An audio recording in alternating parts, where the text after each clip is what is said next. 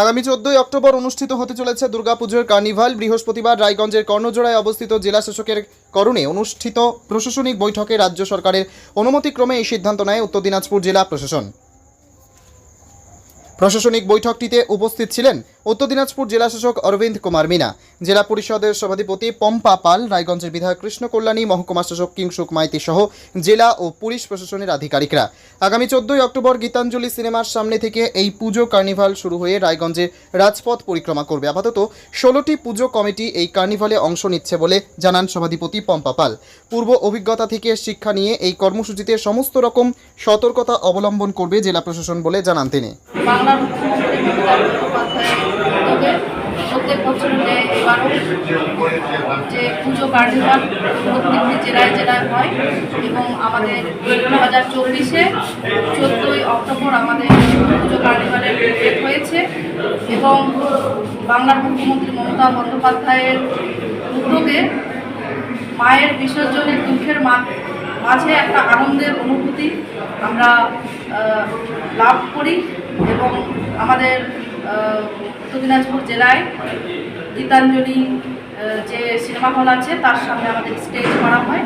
সেখানে আমাদের উত্তর দিনাজপুর জেলায় প্রায় 16টি পুজো কমিটি পার্টিসিপেট করতে পারবে এবং তার বেশিও যদি হয় তাহলে তারা পার্টিসিপেট করতে পারবে। সেখানে বিভিন্ন রকমের তারা থিম থেকে শুরু করে সেখানে বিভিন্ন রকমের সাংস্কৃতিক অনুষ্ঠানের মাধ্যমে আমাদের শান্তিপূর্ণভাবে উত্তর দিনাজপুর জেলায় প্রত্যেক বছর কিন্তু পুজো কার্নিভাল সমাপ্তি করা হয়।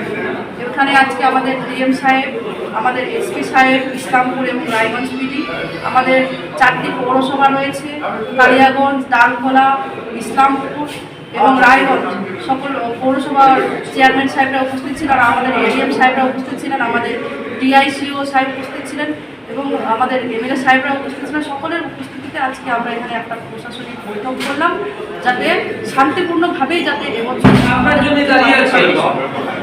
কি ডিসিশন নেওয়া হলো আজকে? এখানে ডিসিশন নেওয়া হলো যাতে কোনো রকমের অ্যানিমেল যাতে ওখানে আসতে না পারে।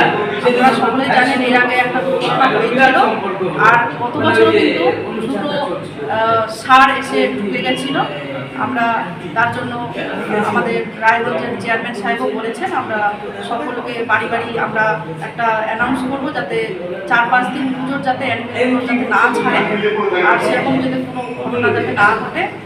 তার সাথে সাথে ওখানে মেডিসিনের ব্যবস্থা থেকে শুরু করে পানীয় জলের ব্যবস্থা থেকে শুরু করে সমস্ত রকমের পরিষেবা কিন্তু আমাদের সরকারি দিক থেকে থাকবে। পুলিশ প্রশাসন খুব ভালো কাজ করছে আমাদের জেলায় এবং এখানে আমাদের যে লাইন ডিপার্টমেন্টের অফিসাররাও এখানে উপস্থিত ছিলেন।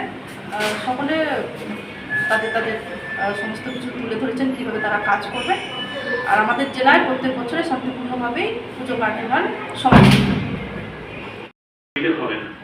এই জন্যই ওইটা প্রথমেই আমরা স্ক্রুটিনি করে নিচ্ছি ওই হাইট দিয়ে। এটা আমাদের নিজস্ব না, দেখা যাবে যে ওইটা না করলে দেখা যাবে সামনে কোথাও গিয়ে আপনারা আটকে যাবেন। এই জন্য বিষয় আসছে রায়গঞ্জ শহরে